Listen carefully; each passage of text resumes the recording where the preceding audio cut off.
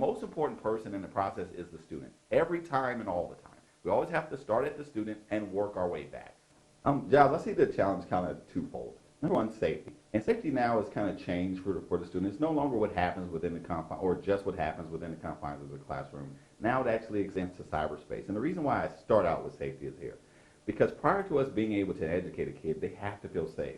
If we're sitting in the class, no matter how relevant, no matter how good the instruction is, if that kid is thinking about being bullied in the hallway or after school or whatever the case may be, they're not going to receive the education that day. It's our responsibility in education to ensure that that kid feels safe, that they feel safe in the class, that they feel safe at home, that they're not being badgered via their cell phone or emails or text messages or anything like that.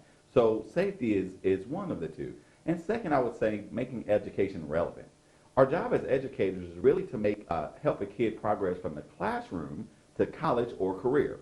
And the reason why I say that is because we're not just supposed to give them assessments just for the sake of assessing them. We're supposed to help them travel along a continuum. I'm in the classroom today. How do I become a fireman? How do I become a doctor? How do I become an engineer? So as it relates to relevance, we have to infuse that in education.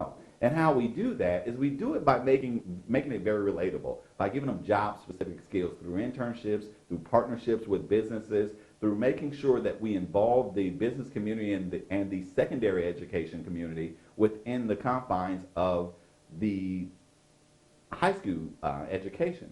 Because we can't just make the assumption that we're going to get it right, that they are prepared. Every day right now what's happening is the results saying that they aren't. About 50% of students, when they actually enter college, have to remediate or take over that first year. That first year is not college level education. Number one, that's a waste of dollars for that student's family. Number two, it's hindering their progress. They should actually be taking academic college level courses beginning the first time they enter that classroom. Also, as they're going, we're listening to employers and they're saying this person isn't prepared to do whatever it is they're prepared to do. So what we need to do as educators is make sure that we're involving the college community to come in to look at our curriculum and saying, are we getting it right? To have them fill in our gaps. And most importantly is to have the business community say, is what we're doing relevant to what they're going to do in your employ? Can you help us fill in the gaps? Are we getting this right? We should never make the assumption that we're getting it right. We should use the end stakeholder, the college, and both the business to say, yes, if you do these things, that person would be ready to be employed by me or someone similar to me. And that is the best way that we can prepare a student. So that way they have a clear understanding. I'm going from the classroom to college or career, because that's what life is about. One day they're going to graduate.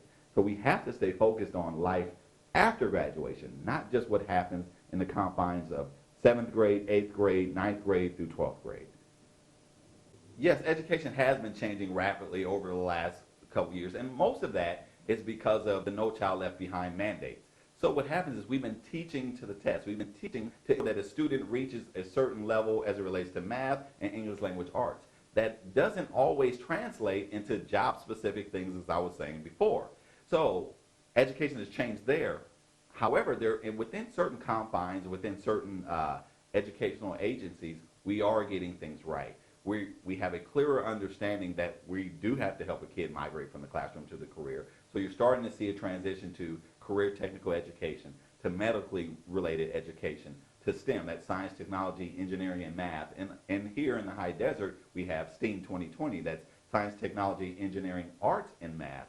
And that is a collaboration between the educational community, which I'm heavily involved in both, the educational community and the business community, by sitting on the Victor Valley Union High School District Board, and I also sit on the board of the Chamber of Commerce.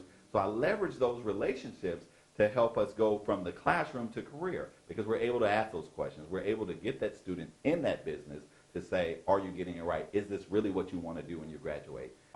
And so as it relates to how education has changed, we've started teaching toward a test where we have to stay relevant on what's going to have the best and greatest effect on that student's life after graduation. We have to teach beyond graduation. We have to get them to see beyond graduation. If the governor's initiative in November of this year doesn't pass, the governor is basically threatening to cut 20 days out of the school year. That cannot happen. It absolutely cannot happen. Students right now are struggling to pass the high school exit exam with the school year that we currently have. To cut 20 days out of a school year is effectively cutting an entire month. There's only 21 or 22 school days in every single month. So if you eliminate 20 days, you're eliminating instructional time for an entire month. So kids still have to take the California State test. They still have to pass the high school exit exam. They still have every other benchmark that they would otherwise have, but they would have 1 month less time to do it. And right now, you have a certain population of students who are struggling to do that. So if you did that, it simply would be catastrophic to a student's education. In addition to the governor's budget not passing, we've been living in an environment of deferrals. And what that basically means is this. We don't receive 100% of the funding that we need to operate within a school year within the time that we have to pay the bills. For example, if you had $1,000 worth of bills from September to June and you only received $700, you still have a $300 deficit that you need to make up. In the school districts, we've been receiving these deferrals, so we haven't been receiving all of our money. So on top of the governor threatening to take 35 to 40% out of schools' budgets, we don't receive all the monies that we're supposed to receive on time. How we remedy that is really a collaboration between all of the bargaining units to say, how do we get here? The most important person in the process is the student, every time and all the time. We always have to start at the student and work our way back. How is it going to affect the student? So first and foremost, we have to maintain instructional time. We want to keep that student in the classroom as long as possible. Are we going to be able to maintain the entire school year? That remains to be seen, but we're going to keep the majority of it as much as possible. So within all of our collective bargaining units, we're going to have to give some. In keeping the student first and foremost, we'll do that. We will definitely get there.